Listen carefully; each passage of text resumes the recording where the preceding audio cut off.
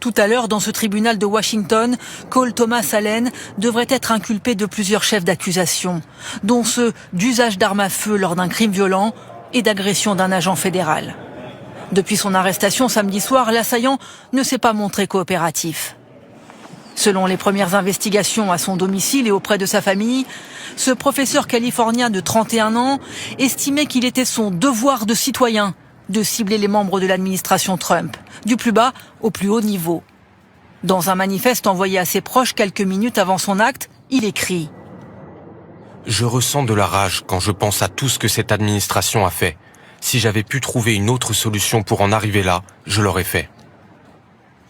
Je ne suis plus disposé à laisser un pédophile, un violeur et un traître m'éclabousser de ses crimes. » Sans le mentionner, le tireur semble faire allusion à Donald Trump et à ses liens avec le criminel sexuel Jeffrey Epstein. Interrogé à ce sujet à la télévision, le président américain s'est montré sur la défensive. Je ne suis pas un violeur, je n'ai violé personne. Vous pensez qu'il fait référence à vous ? Je ne suis pas un pédophile. Vous lisez les bêtises d'un malade.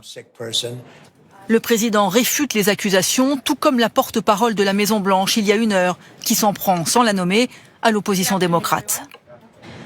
Ceux qui qualifient constamment à tort le président Trump de fasciste, de menace pour la démocratie et le comparent à Hitler dans un but électoraliste attisent ce genre de violence.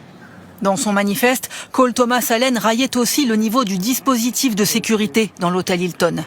La Maison-Blanche devrait convoquer dans les jours qui viennent une réunion sur la protection du président américain.